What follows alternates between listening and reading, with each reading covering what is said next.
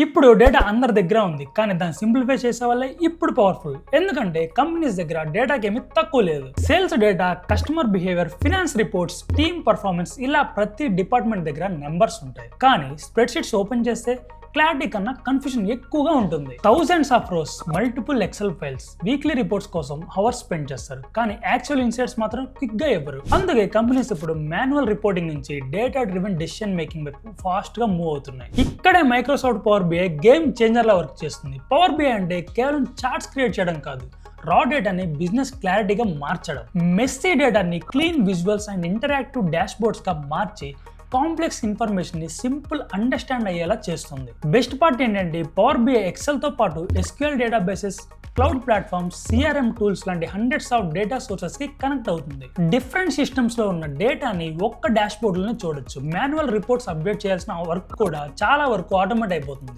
Data change అయిన వెంటనే dash boards latest insights ని రియల్ టైమ్ లో చూపిస్తాయి. రిపోర్ట్స్ క్రియేట్ చేయడం ఈజీనే, కానీ డేటాతో ఫాస్ట్ అండ్ స్మార్ట్ డెసిషన్ తీసుకోవడం రియల్ అడ్వాంటేజ్. పవర్ బిఐ వల్ల కాన్ఫిడెన్స్ తో యాక్యురేట్ ఇన్సైట్స్ ని చూపించగలుగుతారు. అందుకే కంపెనీస్ ఇప్పుడు డేటా ఆపరేటర్స్ ని కాదు, డేటాని ఎక్స్ప్లెయిన్ చేసి డెసిషన్స్ కి హెల్ప్ చేసే స్టోరీ టెల్లర్స్ కి వాల్యూ చేస్తున్నాయి. 2026 లో పవర్ బిఐ ప్రొఫెషనల్స్ కి హైలీ డిమాండెడ్ స్కిల్ గా మారింది. ఇంకా ఇంట్రెస్టింగ్ థింగ్ ఏంటంటే ఎక్సెల్ ఆల్రెడీ వచ్చిన వాళ్ళకి పవర్ బిఐ లెర్నింగ్ ఈజీ అవుతుంది. ఇంకో బెస్ట్ పార్ట్ ఏంటంటే పవర్ బిఐ డెస్క్టాప్ వర్షన్ ఫ్రీగా అవైలబుల్ ఉంది. వన్స్ మీరు డాష్ బోర్డ్స్ క్రియేట్ చేయడం స్టార్ట్ చేస్తే డేటాను చూసి పర్స్పెక్టివ్ మారిపోతుంది. మీరు కూడా పవర్ బిఐ నేర్చుకోవాలనుకుంటే డిస్క్రిప్షన్ లో లింక్ ఉంది, ఇప్పుడే రిజిస్టర్ అవ్వండి. అండ్ ఇంకా ఇలాంటి కాంటెంట్ కోసం మన ఎంట్రీ పేజ్ ని ఫాలో చేయండి.